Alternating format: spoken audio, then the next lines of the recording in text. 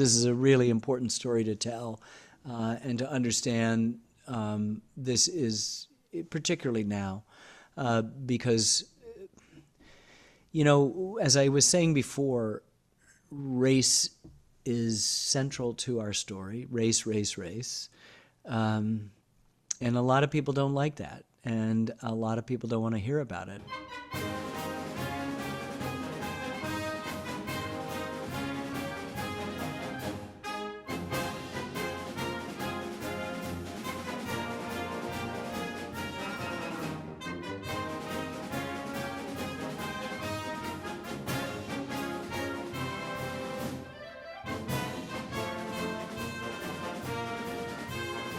Welcome to the End Game, where we discuss race and sports. My name is Tom Shanahan. I want to start out with a little bit different introduction that I've come across from reading a new book by Doris Kearns Goodwin before I introduce my co-host, Herman Bulls. And it's a quote from Abraham Lincoln at the Springfield, Massachusetts in 1863. He was worried about our country not retelling its history stories. And he said, we have to tell the stories of living history or they fade away. To restore them, the stories must be told and retold. We can look back at the mistakes that are made and our opportunities lost. And that's what we're doing with this program, except in a lot of ways, we're telling the stories for the very first time, because most stories about milestones from Black athletes in the 1960s were ignored. And there was all kinds of progress that was made. It was led by Michigan State coach Duffy Daugherty, and then his coaching tree, and then, of course, all the brave pioneers in the South that were the first ones to desegregate their programs. And that's what we're all about. Here's my co-host, Herman Bulls. Herman Bulls is a pioneer himself as the first Black quarterback at his high school in Alabama. West Point grad, retired colonel, one of the top American businessmen for JLL in Washington. Herman, how are you? Doing well, doing well. Very excited about today's program as well. Okay, and we have a true pioneer in Rufus Cormier, who was played at Southern Methodist with Jerry Levias for Hayden Fry. And they broke down the color line at Southern Methodist in the Southwest Conference. But Herman and Rufus are old friends. So Herman, why don't you introduce Herman and his long background as a football player and lawyer in Houston? Well, I mean, first of all, I'm going to start with his family. Rufus has a phenomenal family. I've had an opportunity, haven't met his son, but I've met his wife as well as his daughter, Claire, who is a just outstanding young lady, Stanford grad, on faculty there now, serves on public company boards. She's serving and I think this is all a great prelude to Rufus. She's serving in an industry in real estate, doing a lot of things with the Hines organization, one of the biggest developers in the world, and certainly there in the Houston area. But Rufus, as you said, has been a pace setter in his own right. As you mentioned, SMU football player, one of the top attorneys in the nation. And I'm going to just tell you something about him. He's just a good person. And I used to tell people all the time when I would decide whether I was going to go on a board or not, I would do certain things. And then one of the litmus tests is this a person you'd want to sit down and have a beer with? I'm going to tell you, ladies and gentlemen, Rufus is the person you want to have a beer with. He's a Renaissance man, can talk about anything, and has traveled the world, and is, again, just a great person. So Rufus, welcome to the show. Well, thank you, Herman. And it is a real pleasure to be here. I'm grateful to you and to Tom for the invitation to participate in this program, and I'm just delighted to be here. So in 1965, Southern Methodist was the first Southwestern Conference school to recruit a Black player, and that was Jerry Levias out of Hebert High School in Beaumont, Texas, which was the golden triangle of high school talent turning out high school talent, college players, and NFL players. But 1 year behind him at Hebert, and then following him to SMU, was Rufus Cormier. He was an offensive lineman, starter for the Mustangs. Yeah, I think you were the player of the game 1 year for the Astro Bluebonnet Bowl. But so you've carved your own road and contributed to opening the doors for others in the future. But let's talk first about how you've often said it was hardest on the first guy through, and that was Jerry Levias. Talk about your friendship, long friendship with Jerry Levias, and what he meant to college football integration. Well, Jerry and I went to the same high school in Beaumont, Texas, at Hebert. We played in the same backfield at Hebert when Jerry was a senior and I was a junior at that time. So in making the decision to go to SMU, I was aware to some extent of the experience that Jerry had, but the weather was really the factor that I most took into consideration.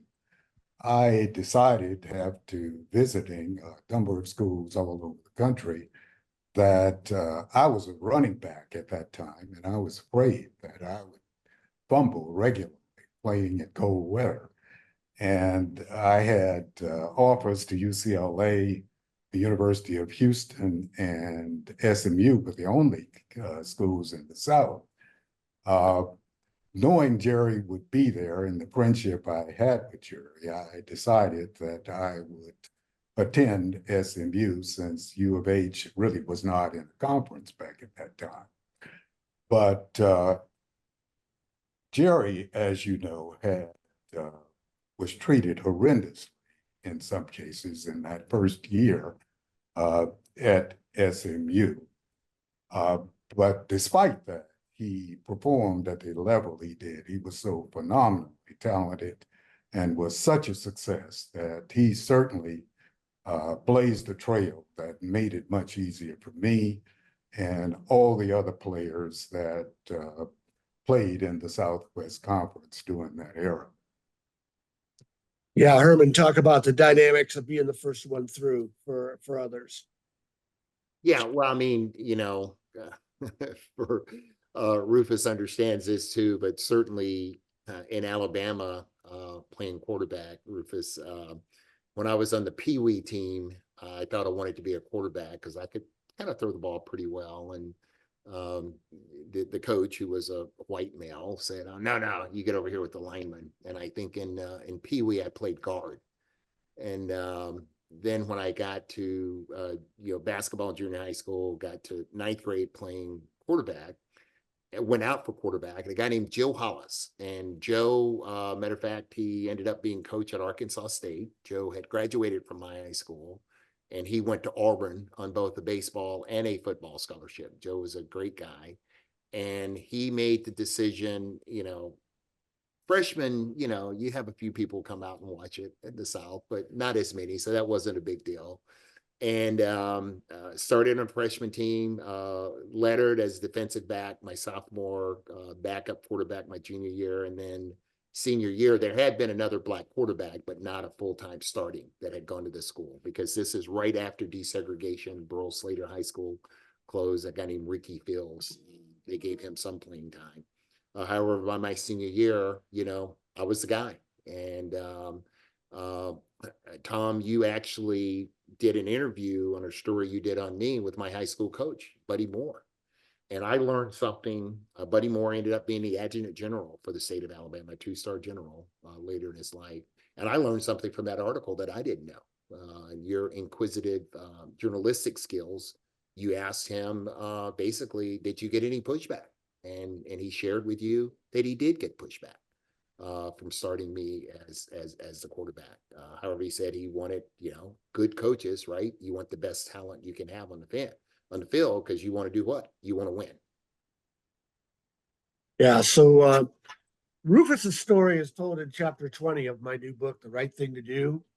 And it's also, we're in the developmental stage of a documentary. And that's going to include Friday Night Lights in Texas during segregation in the Golden Triangle of Beaumont, Texas.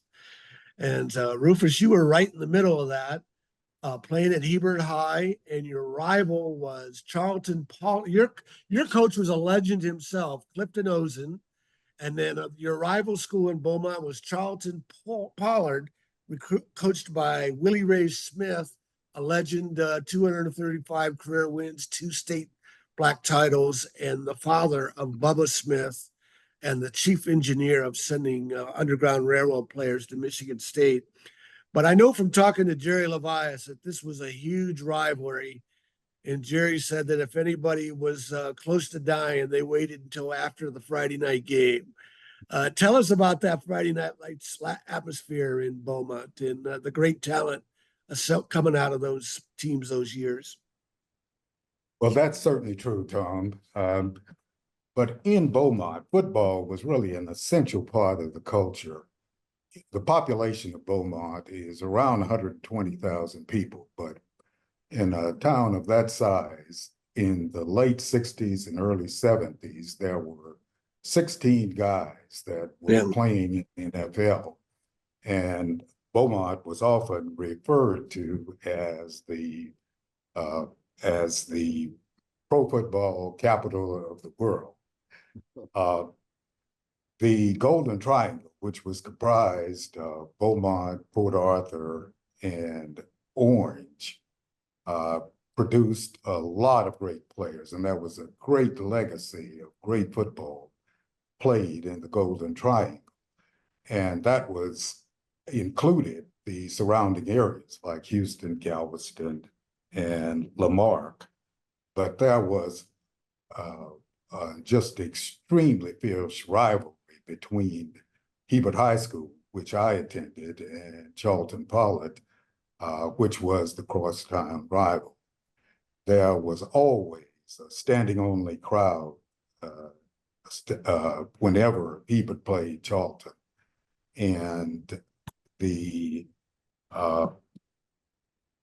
husbands and wives that had gone to different schools in Beaumont often separated and went to the side where the fans from their school were sitting. Just this incredible rivalry that continued during the entire time black schools were existent in Beaumont. And Coach Ozan at Hebert, Clifton Ozan, and Coach Willie Ray Smith were venerated in our hometown. And their influence was reflected in the fact that there are schools and football stadiums that's named after each of those. Yeah, in fact, there's Willie Ray Smith Middle School and Clifton Ozen High School. Of course, it's a lot of legendary coaches have a football field named for them, but to have a school named for them, that is quite a bit different. Herman, comment on the importance of a football coach, not only leading young men, but galvanizing communities like that. Yeah, well, it starts with idle minds get in trouble. I think that's for certain. And Beaumont, I think, might be a little bigger than Florence. However, if you think about it, after school, you need something to do, you need something to focus on. And that's why I'm so supportive of sports programs, because it gives people an opportunity to learn what? Teamwork. Obviously, if you're a tennis player, it's a little different, but teamwork, collaboration.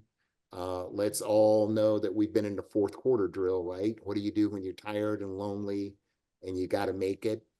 You got to make it happen. And these coaches, and I want to just say, right now, like Jeff Monken at Army right now, and hopefully, Tom, we're going to get him on the show.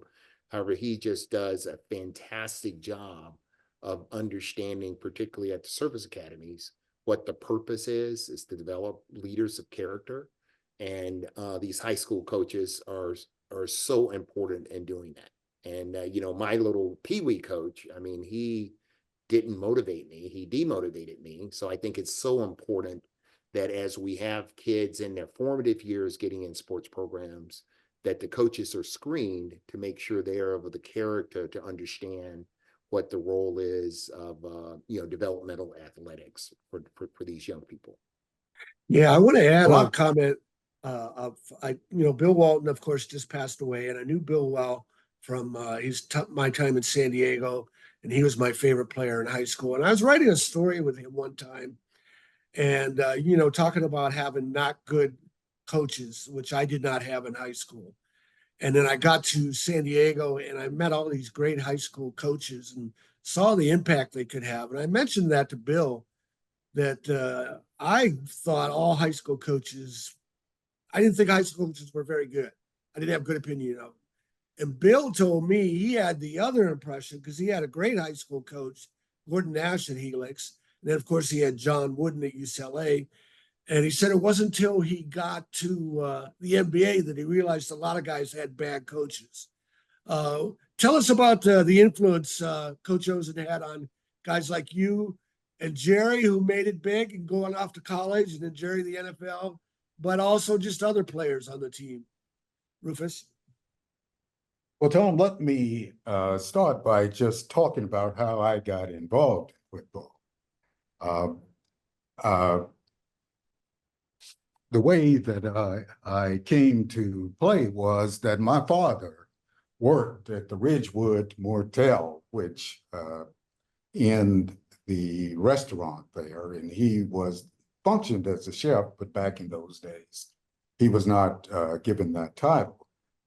I started to work in that restaurant when I was in 7th grade, working on the weekends and working during the summer. That small restaurant had an incredible buffet that was offered on Friday night, Saturday night, and Sunday night. And the best thing about that was that when that buffet was broken down at 9 p.m., employees could eat as much as they wanted of the delicacies that were offered during that buffet. And it was just incredible. Things I'd never heard of, like Chateaubriand, and crab meat imperial, racks of lamb, and veal chops. And when it was broken down, employees could eat as much of the leftovers as they desired to. And largely as a result of that, I gained over 50 pounds between my 7th grade year and my 9th grade year at Hebert. And the football coaches started trying to recruit me for football. But I had played in the band since I was in the 6th grade, and I was convinced that I wanted to be a band director. So I really didn't have much interest in playing organized football. But in my 10th grade year, one of my band buddies decided that he was going to play football.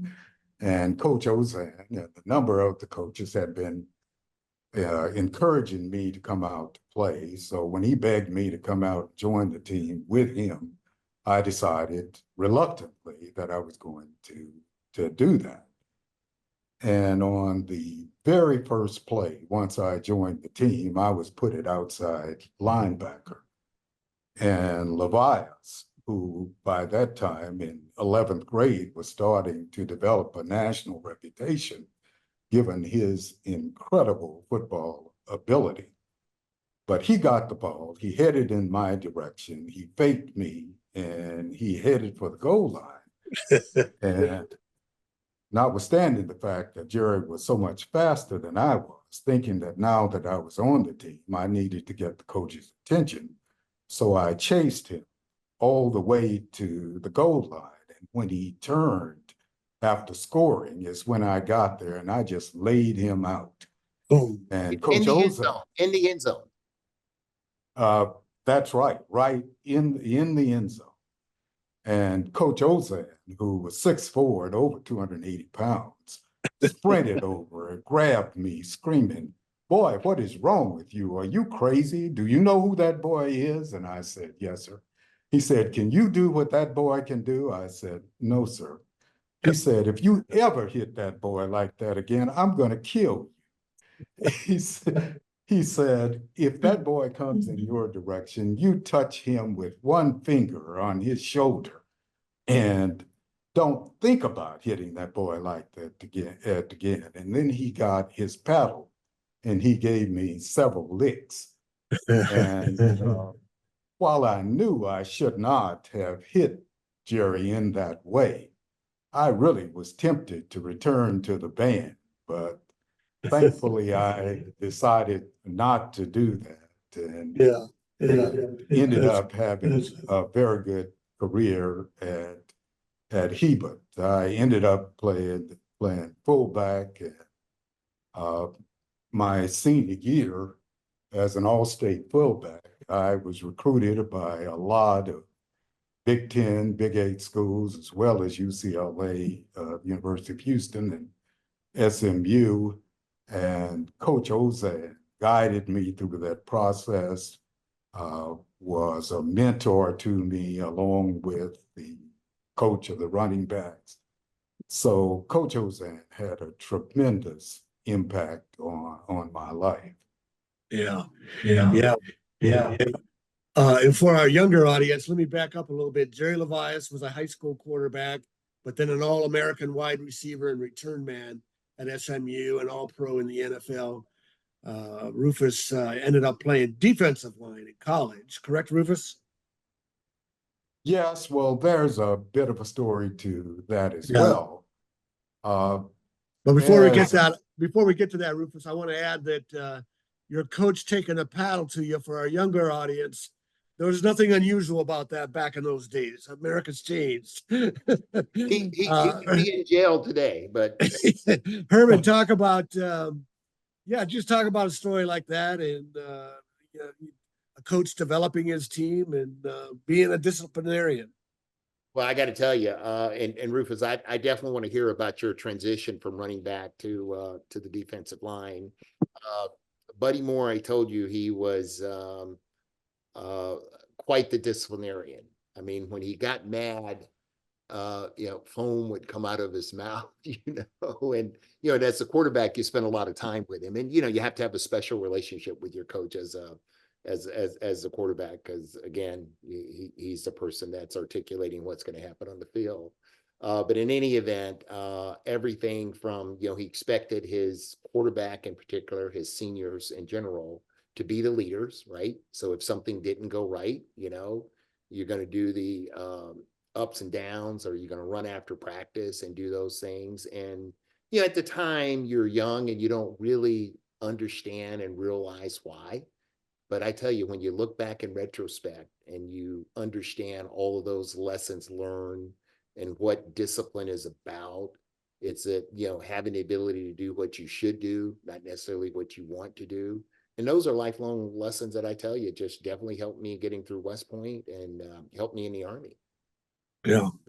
And then the reason I've included the stories of Jerry Levias and Rufus Cormier in my book is not only are they pioneers in the South, but being in Beaumont, Willie Ray Smith was the chief engineer of Michigan State's Underground Railroad. And he told Duffy Daugherty about Jerry Levias as well as Rufus. And Rufus made a trip, liked his trip at Michigan State. I want you to tell us about that, meeting all the players and how you saw they were more comfortable socially at Michigan State than you felt other Black players were at their schools. And Duffy Daugherty is a man. You picked SMU, but you would have been in my children's book. Bubba's dad, Duffy, and college football was Underground Railroad, maybe if you had gone to Michigan State. But tell us about going to Michigan State, your recruiting trip, decision to follow Jerry Levias to SMU, and then, of course, from fullback to defensive line. Well, since the weather played such an important role in my choice for college, let me start by indicating that my first real recruiting trip was to the University of Colorado. And Coach Crowder at the time came down and picked me up in Denver and drove me to Boulder partially up one of the mountains there to give me the panoramic view of beautiful Boulder. At that time, I had really never been outside of the states of Texas or Louisiana. And when I stepped out of the car into that snow, to my great embarrassment, I fell flat on my back. So that was my introduction to cold weather. A couple of weeks later, I went to visit the campus at Michigan State at the recommendation of Coach Smith, and I slightly knew Bubba and Jess Phillip, who were stars at Michigan State at the time, but they were 3 years older than me.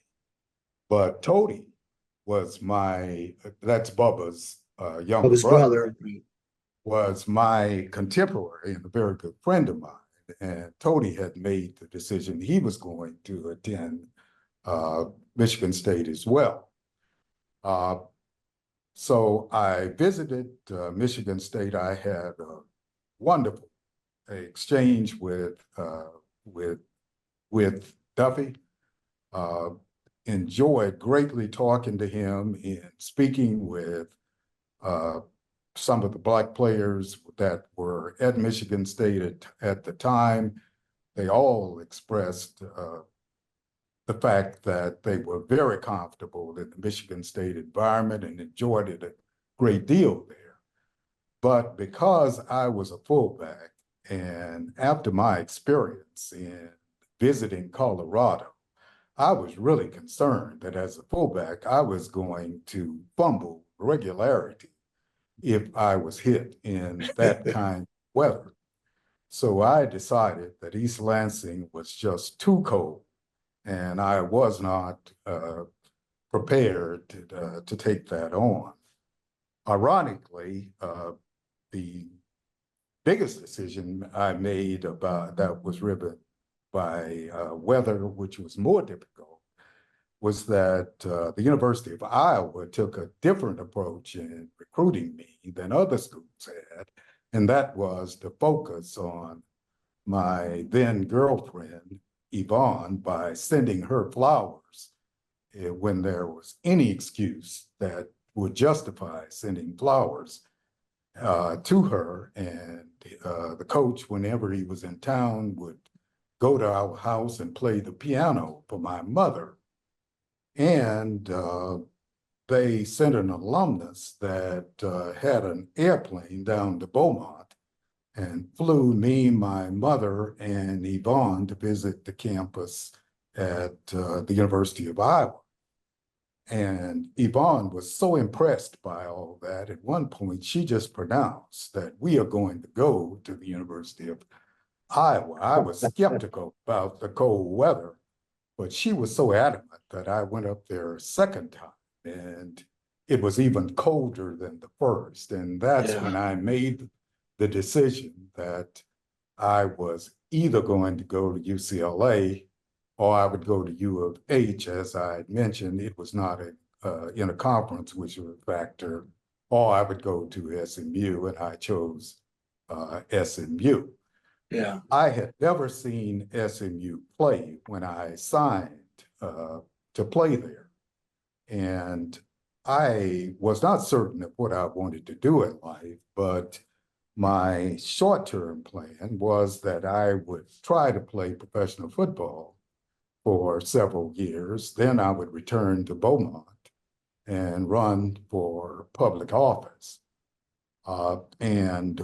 When football practice started my freshman year, I quickly learned that SMU's fullback was really a blocking back.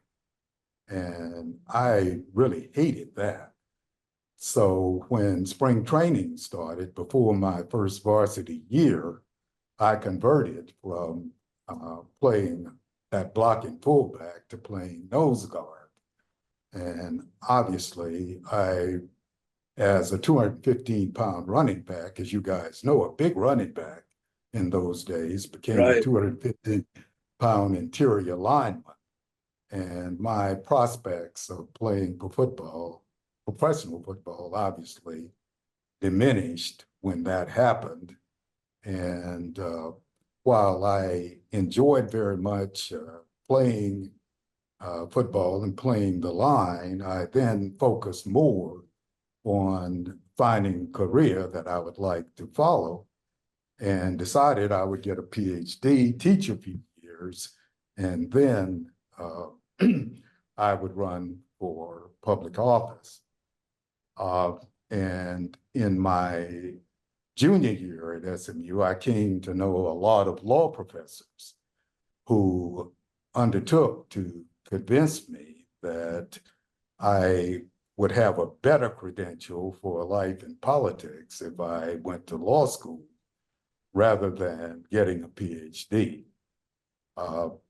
I, for some reason, thought that law school would be 3 years of memorizing statutes, which I did not think would be very exciting. But I later concluded that the law professors knew a lot more that I did about might be in my best interest in the long term. And they were obviously much more experienced as well as smarter than I was. So I decided that I would go to law school. I might not enjoy it, but after 3 years, I could choose to do whatever I wanted to do. And it turned out that I enrolled at Yale's Law School and really loved it there, and count those 3 years among the best 3 years of my life. Yeah. But Yeah, you went anyway, to- that's how I came to convert from being a fullback to a nose guard. Yeah, you went to Yale, and Herman, you're a little bit younger than Rufus's and his era, but you know, this is the thing that strikes me: these first pioneers, African Americans in the segregated South, that were getting a chance to go to different schools and change the trajectory of their life. Although there's nothing that says you wouldn't have become a lawyer if you went to an HBCU. Herman, just talk about the path that was cleared for guys like you a few years later, and just the human waste of the men before these guys that never had an opportunity. It's just shameful. Yeah, well, look, I give my thanks every day, and obviously, Rufus, you were part of the I'm going to call them freedom fighters, so to speak, that went to integrated schools.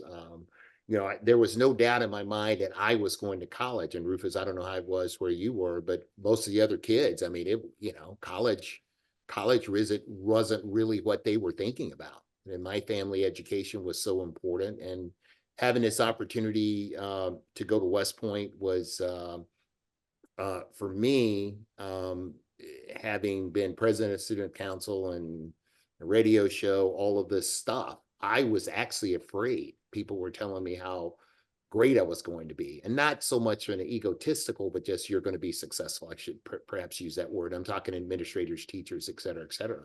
And then for me, Rufus, maybe somewhat to your transition from fullback to nose guard, I said, I want to do the toughest thing I can do to challenge me. It was just something that was inside of me doing that. And then after I got to West Point, and again, Rufus, I told you a story. I played football 2 years, and part of it was talent. My talent did not develop to be a Division I football player. However, I took those talents and used them in other ways. And I had a professor when I was a sophomore, or yearling as we call it at West Point, that had gone to Harvard Business School, who taught me economics. And I just, this as a leader, he was so motivating. And the subject at the time, I thought economics was business. I mean, I'm a country kid from Alabama. And it was almost on that I decided, hey, I want to go to Harvard Business School. And it was just a goal that I established for myself. And this is something, Rufus, that I tell young people, because I think I did it. Use your athletic ability, because only 0.5% are going to go out and make a whole bunch of money playing professionally. Use your athletic ability as a means to an end. And for some reason, I had that idea early in my athletic career, even though I wanted to compete. And then having this opportunity to, again, go the road less traveled, And I don't know how many, I mean, I don't necessarily go around looking for firsts, but when I went to Harvard Business School as a West Pointer, and there are a whole bunch of West Point Harvard Business School graduates, but you know, the majority of them were white males, right? And now we have, not that I caused it to happen, but there's so many young Black kids that not only Harvard, but Stanford and Penn, Northwestern, that after they see someone do it, and it's like looking in that mirror and you say, I can do that. And again, to this day, I spend a lot of time, and I know Rufus, you do too, mentoring and talking to people. I was out at Stanford, Rufus, giving a speech at their Black MBA weekend 2 weeks ago. And I've got like 5, 6, 7 appointments already, kids that just want to talk. And I understand it and I do it to the extent that I can. I eventually talk to all of them. It doesn't happen. So it's back to that, too much is given, much is expected. And it's also about the fact of, looking around the corner and saying, hey, I'm going to do something and get out of my comfort zone. Because each one of those decisions get out of your comfort zone. Rufus, I imagine even for you to apply to Yale, right? Everybody's, the numbers, the odds are against you, right? The odds are against you. And there you go, but you went and did it, and you were the salmon that swam up the river, and there you are.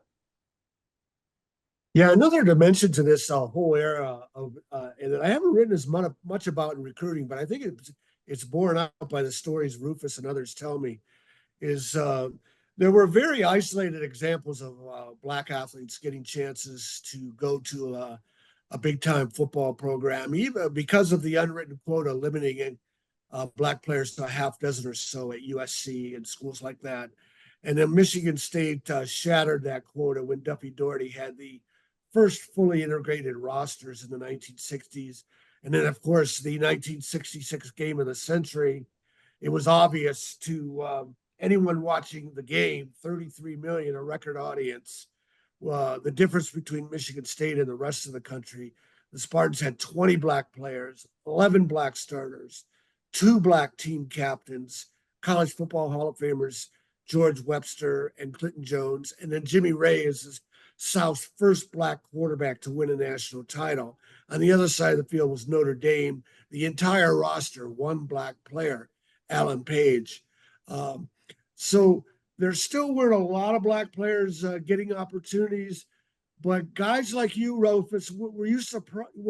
Have made a lot of recruiting trips. It was no longer just Willie Ray Smith tipping off Duffy Daugherty. Were you surprised at the number of schools outside the South, outside HBCUs that pursued you? Well, I was surprised, Tom, because I didn't know quite what to expect. At the time that I came out, I only remember that Bubba Smith and Jess Phillip had gone to Michigan State, who were 3 years older than I.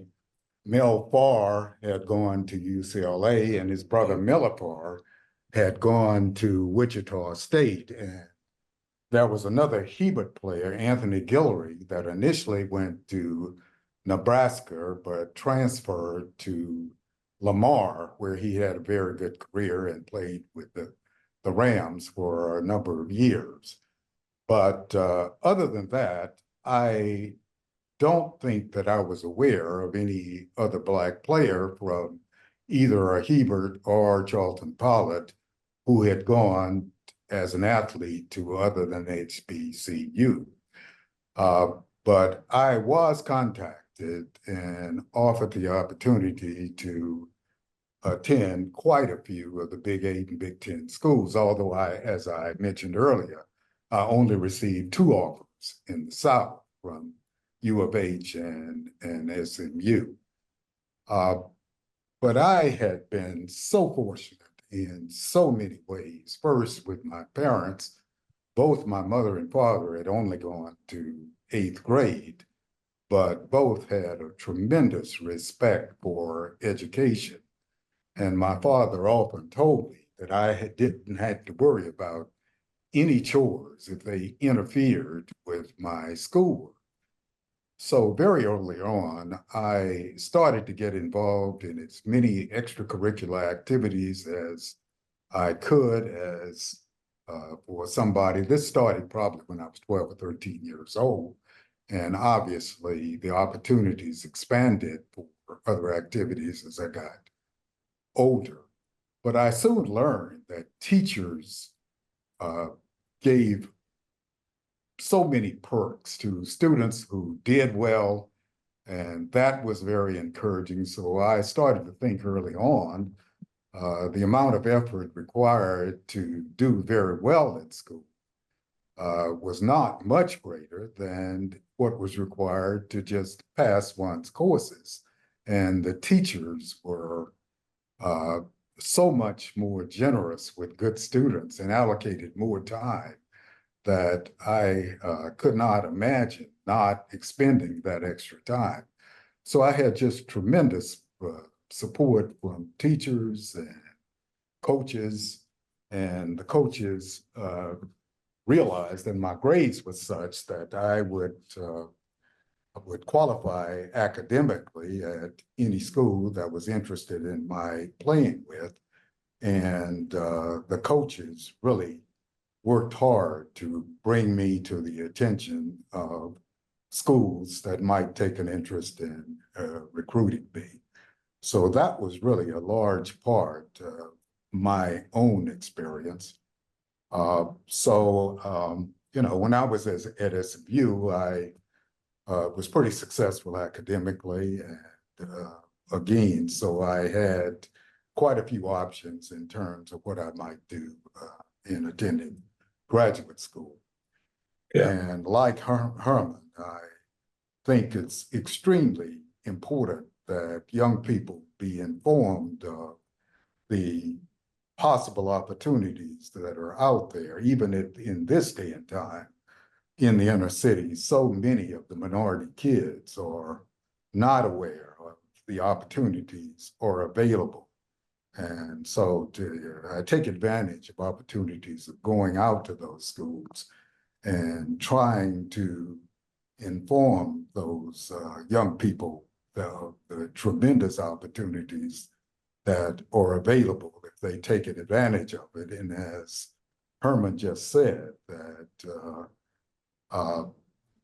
sports are fleeting, and even the most talented athletes need to be preparing for life after sports. And sports really provides an avenue to success in so many areas, and encouraging athletes to take advantage of that. Yeah, and Herman, I know you had Vanderbilt as an option for you. This is what I was saying about the recruiting is kind of an example. Sometimes in America, change can happen real quick when there's positive results, and then other areas of America, of course, we struggle to enact change. Talk about what that meant to you, the different options to your generation. Well, I was recruited. I was not as highly recruited as Rufus. And I don't want to say I didn't strongly consider, but the smaller Black schools, I honestly didn't consider them strongly, because the education part of it and the value, and I'm not saying that the Black schools did not have a quality education. What I'm saying is I was looking for a place that you know, I would continue to be challenged and, you know, hopefully continue to excel. So the whole process for me was, I don't know, I just had this feeling that I was good, but I wasn't great. And that didn't stop me from trying. However, I don't know, there was some maturity level there, or focus, that I said that I'm going to try and get the best education I can get. And that was partly, I think, from my family. I think I told you my mom's story. You know, my dad was killed in an accident while my mom was pregnant with me. She didn't even have a high school education at the time. She went back, got her GED, went to junior college, became a licensed practical nurse. And, you know, we practically had a, you know, lower middle class upbringing. So it was from that perseverance that I saw from her that said, hey, you take care of it. And I've got 6 siblings, and out of the 7 of us, 6 completed college, 7 attended college, 6 completed college with 11 degrees. So your environment has so much to do. And in the inner city homes that perhaps Rufus was talking about, those coaches can play such a role there in terms of making sure, particularly if people are coming from single parent households, don't have that role model, and having the ability to influence to say, young man, it's great that you're an all city running back. I want you to think 10 years from now, 20 years from now, let's put the best plan together for you. And for me, the best plan was definitely going to the academies. All the academies recruited me. I fit Yeah. that. I was in that mold. Yeah. And so this all fits together about the progress in America, more opportunities for Black kids from the South, more opportunities for Black players in general because of the unwritten quota when came to an end. And it's opposite of what the premise of the whole 1970 USC Alabama myth is. They want you to think that everyone in the South was shocked to see a Black athlete run over Alabama, Sam Cunningham, and that 1970 was the tipping point. There were all things going on throughout that whole decade that was clearing the way to 1970. But and another example of progress was SMU playing at Auburn in 1968. Jerry Levias would have been a senior, which means the game was probably scheduled when SMU was still an all-white segregated program. And that was your junior year, Rufus. And you had also a third Black teammate that made that trip to Auburn. And SMU won 37-28. Jerry Levias integrated the Auburn end zone with a touchdown and a 2-point conversion. And this was 2 years before the USC game, 1970 with Sam Cunningham. But so progress was being made. It wasn't being written about, which was pretty much the story of the 1960s with Black milestones. But the other side of the coin on that story, Rufus, is you could see in a state like Alabama, your home state, Herman, there was still a long way to go. I guess, Rufus, you told me about how it's kind of shocking. You flew into Birmingham and rode the bus down to Birmingham and you down to Auburn, and you saw all the George Wallace signs along the way. And, back in those days, there were KKK signs too. Talk about that whole experience going down to Auburn. You weren't necessarily welcomed by the Auburn fans, as I recall.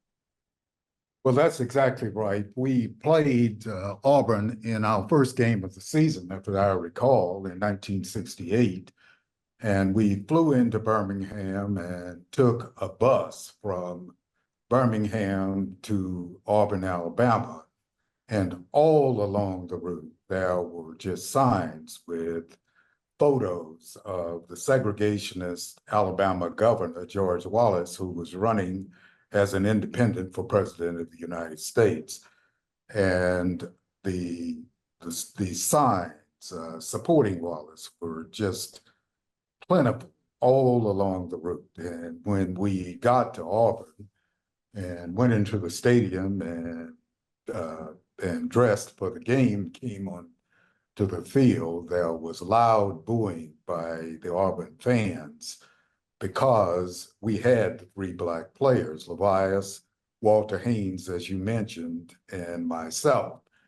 And Jerry had his usual brilliant game and led us to that, I think it was 37-28 victory over Auburn. And after we defeated them in leaving the field, again, there was loud booing of our team. So it was a very strange experience. Yeah. And the game really wasn't that close because Auburn scored late in the game once or twice. Herman, That's your right. comments on that game, and how it was virtually ignored by the American sports media, which left open the door for USC to make up this story that Sam Cunningham shocked Alabama. Well, I mean, look, you know, until I started doing this program with you, I'm gonna have to tell you that my ignorance of that event, which was framed by the press at the time, okay, the Florence Times, Herald Daily, which I read, and even Sports Illustrated, if I recall. It was more of just, you know, this was it. And, you know, the myth was that, you know, Bear Bryant said, hey, I'm going to get me one. I'm going to get me some. And, you know, the embarrassment of them city boys from LA coming out, whipping up our boys didn't go very well. So look, we're in a time in our country right now where there's probably more divisiveness even than I realized even when I was in high school. And I say realize because I think back then we went from an area where Rufus, I saw the KKK on the streets. I had to go to the back of the restaurant to get food. All of those actions in life that were, you know, demoralizing to some extent. And what has happened now, that's what's going on in our country. People are feeling empowered to take their inner thoughts and express them.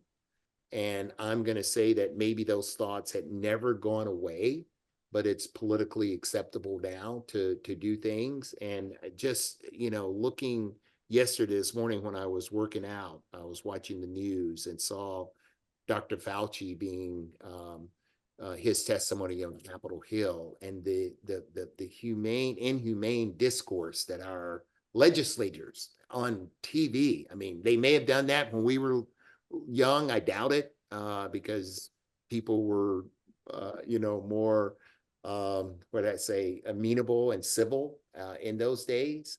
But when we see that type of activity, and the kids are playing their Fortnite or whatever, and the TV is on in the background, and they see a congressman and or a senator act like that, a position of authority, that's just not good for our nation, in my opinion.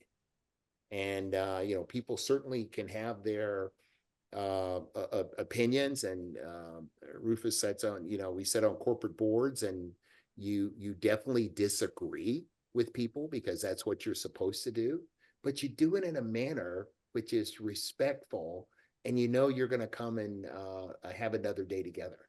So it's just deplorable that here we are, so many days after integration and segregation was ended, that these deep rooted issues exist. And all we have to do is look at the Palestinians in Israel, right? I mean, the issue in terms of deep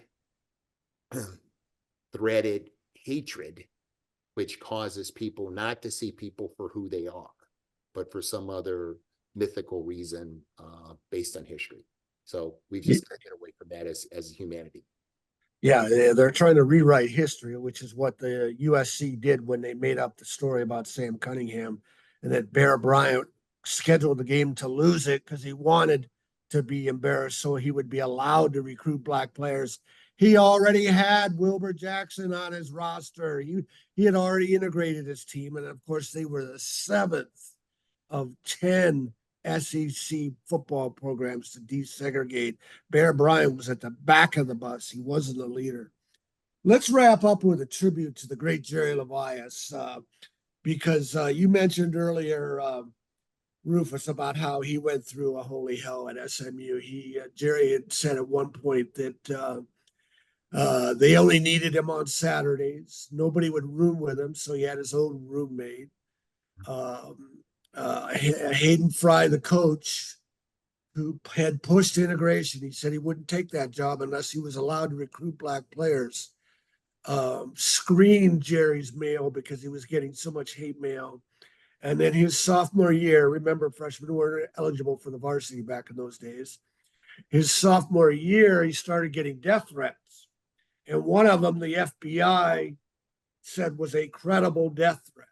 And he was escorted to and from the bus to the locker rooms for the game at TCU. FBI agents and Fort Worth police were stationed around the stadium. And later, Jerry said that Hayden Fry joked with him that nobody wanted to stand next to him on the sideline. but imagine the pressure Jerry Levias faced that day. And he caught a touchdown pass and led. It was a 21-0 win, so it wasn't a close game, but still, he caught a touchdown pass, and that was SMU's first conference title since 1950. They went on to the Cotton Bowl, and then Jerry had cleared the way for Rufus the next year, and your other teammate, and more black players after that. Both of you guys, if you could just talk about the courage of Jerry Levias. Well, let me just say that the hostility and marginalization that Jerry experienced during his early days at SMU would have broken a weaker man. But he was motivated by all of that, obviously. He was sometimes disappointed talking with him about those years. But his usual reaction to being mistreated was to do something exceptional, like run back a kickoff or score, make an unbelievable catch. And then to perform that the way he did, all of the black players that followed him into the Southwest Conference owe him such a huge debt of gratitude for having lived through that and to have been so successful that he blazed a trail that made it so much easier for us to first be recruited and then to be accepted in that context. It was kind of funny. I remember a couple of years ago attending a speech that Jerry gave to a very large audience that I attended, and he spoke in great depth about the marginalization and the hostility that he faced and how he got through that. And I think to be somewhat humorous, and I certainly remember the TCU game that you alluded to. I was a freshman, but I was in the stands and learned that day about the threats on Levias's life, that it was said that if he broke loose, somebody was going to shoot him down on the field. But again, I learned later that Coach Fry had given him the option of not playing that day if he did not want to. But Jerry was anxious to get out there, which he did, and really played a great game against TCU that day. But Jerry somewhat humorously indicated that when he matriculated at SMU, he did not think to BHOB as I had. And that caused a lot of confusion in the audience, wondering, what is Jerry talking about? And he explained that BHOB meant brought his own babe. And he was making some fun of the fact that my girlfriend came with me to SMU. And it was true that the fact that she was there made my experience at SMU exponentially better than it otherwise would have been. But certainly the trail that Jerry blazed made it possible for me to attend SMU. And I had a very good experience there, largely because Jerry had been so successful as my predecessor. Yeah, that's an important comment, right, Herman? No doubt about it. And I don't think I can add much to that other than saying, I don't want to repeat myself, but Rufus and many of the people that we've had on this show have just been trailblazers, did great things. And Tom, I want to commend you for bringing these stories up. So, you know, somewhere in the next 10 years or 20 years, when we're no longer around, all this stuff is digitized now, somebody's going to be listening to this and learn something, some original research they're going to do, and hopefully understand people like Rufus, who led the way, not only on the athletic field, but in his community and for our nation. And for Rufus, for that, I thank you. Yeah, and what Jerry went through is why I get kind of angry and mock this 1970 USC Alabama Mets, because what people also don't understand is USC had followed an unwritten quota, which meant they were still shedding their roster. They were still growing into being an integrated team. They only had 4 black starters that night, and that was a result of their unwritten quota from the previous years, when they only had 5 black players on their 62 national championship team, only 7 black players, counting O.J. Simpson from San Francisco, on their 67 national championship team. And this is in diverse and heavily populated Los Angeles, and that's all they had. And you're going to tell me that Sam Cunningham, running through massive holes opened by 5 white offensive linemen, had more to do with college football integration than Jerry Levias? It's insulting, and it's a sports journalism failure that the stories weren't told in real time, and they're not being told properly now. And I appreciate having you on here, Rufus, to help me tell the story, and always to get your insight, Herman. Final comments from either one of you, and then we'll wrap up. Well, I just want to thank both you, Tom, and Herman for bringing these stories through your books and through the podcast that you and Herman have hosted. These stories, in many cases unknown, and in other cases forgotten, regarding